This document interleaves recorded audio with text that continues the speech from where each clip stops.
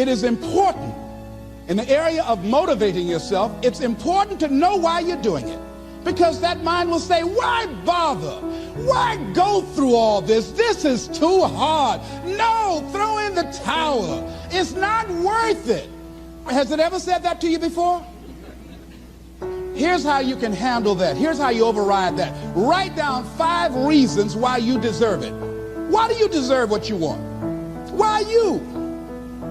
Why do you deserve it? What meaning and value will it bring to your life? What's so different about you that you deserve your goal or this goal? And when you write down those 5 reasons, when you have some down moments, and you're going to have them, when that conversation starts talking to you, and it's going to talk to you, what you will do is you can pull that out and read it, and it will build you up. It will be your rod and your staff to comfort you through some challenging moments, because you're going to have some. Life will knock you between the eyes. It will catch you on the blind side, come out of nowhere, stuff you can't anticipate that will knock the wind out of you. You want to give up. That's why it's important for you to work on yourself, listening to tapes, building yourself up, talking to yourself with power, feeling, and conviction, building yourself up day in and day out, because it's coming. Life will send you some curves you cannot anticipate. The next thing is that whatever you do, you want to develop technical mastery. You want to be the best at what you do. You want to master it. See, part of self-motivation is you've got to find something that gives you a strong sense of competence. Well, you become known for that. You develop a reputation of being good at doing that. You set some high personal standards for yourself. You're not competing with anybody else. You're just unfolding yourself to be the best person that you could be. That you want to give the best quality service that you can give, because that is a statement about who you are. The other thing that's the key to self-motivation is recognize the fact that you're going to get into some slumps. Recognize the fact that you're going to encounter a great deal of failure in life. It goes with the territory. But in the face of that, you want to be relentless. When you want something, you don't expect everybody to say, oh, come on in. Oh, you want this? Oh, great. We want to give this to you. You're such a nice person. You're doing it for your family, aren't you? Great. No, life isn't like that. No, many doors will be closed in your face. Many loans that you will want. And they say, no, you don't have enough collateral. You don't have enough credit. And most people will give up. But you've got to decide that I'm going to be fearless. I refuse to be denied. And I'm going to go all out. I'm going to be relentless. I don't care how many no's I encounter. I like something Isaiah Thomas said when he was getting ready for a basketball game. He said, I'm going to either shoot us in or shoot us out, but I'm not going to not do anything. And that's the way to go. You can't make a basket unless you shoot the ball. You can't hit a home run unless you take a swing at it. Most people won't even take a swing. Well, I probably won't make it anyhow. That's the conversation within. They probably won't give it to me anyhow. If you want something, you've got to be relentless. You've got to decide, I deserve this, and I'm going to have it. And you go all out to get it. That drives you. The next thing is that when you want something out of life, you've got to be willing to go into action. Don't wait around for things to be just right. Don't wait for things to be perfect.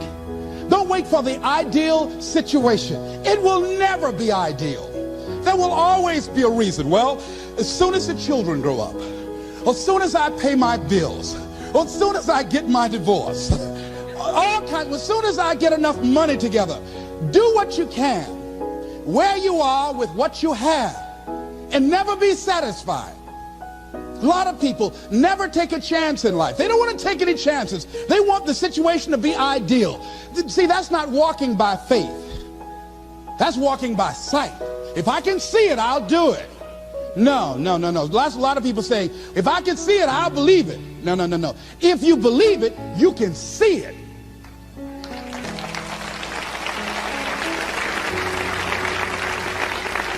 And don't be disturbed because no one else can see it. That's not unusual. That is ordinary. But because you want some different kind of results in your life, you've got to be willing to be unreasonable. If you want unreasonable results in your life, you've got to be willing to be unreasonable. Part of being unreasonable, you don't judge according to appearances. Part of being unreasonable, you can see it because you believe it. That's part of being unreasonable. Part of being unreasonable, you're like Paul who said, you must have the faith to call forth those things that be not as though they were. That's part of being unreasonable. Most people won't do that. Most people say, call me when you get it together. Then I'll support you. The other thing is that one of the keys to self-motivation that empowers you is that you want to find a cause larger than yourself.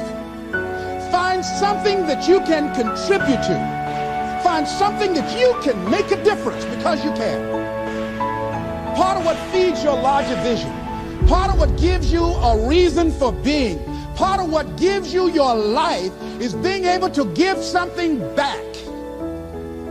Say, I can't afford to give anything. You can't afford not to give. Give your time. Give your talent. If it's nothing just to go over there and lick envelopes. I don't know exactly what I'm going to do, but I'm going over there. It's part of my tithing in the universe.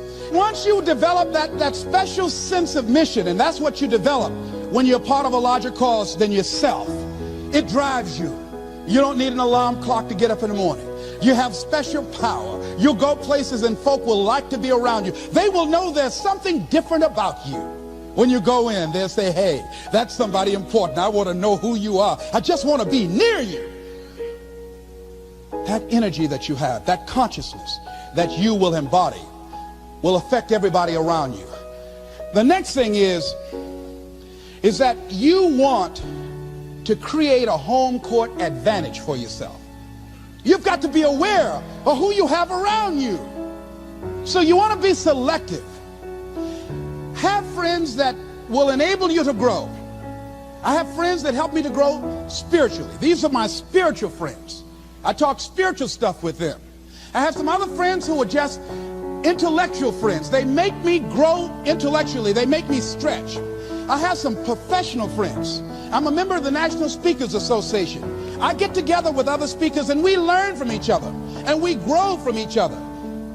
I have other friends who are just social friends. All we do is just socialize together. We'll look at a basketball game together or go out dancing, but that's all we can do. We don't talk anything serious, nothing spiritual, nothing intellectual. That's not that kind of relationship. Nothing heavy up in here. Have other friends, we walk together. That's all we can do, walk together. Talk about we're going to lose weight one day, by and by for good, all right? That's all we do. Nothing else. So, according to the relationships that you develop, we grow from people and projects.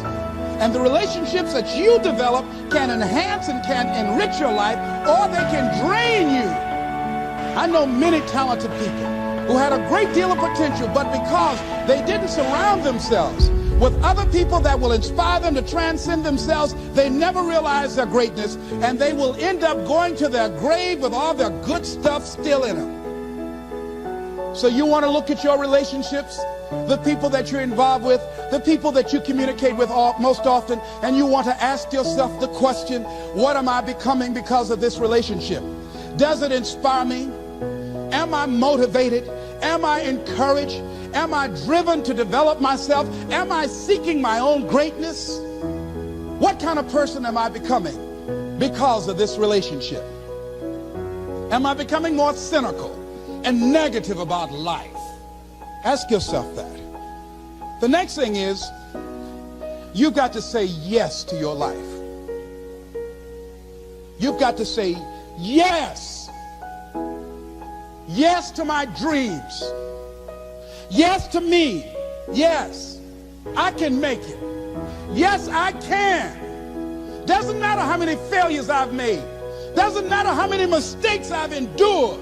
Doesn't matter about my defeats. Doesn't matter about what I've done. Yes, yes. I don't care about the fact I'm in a hole now. Doesn't matter about where I am.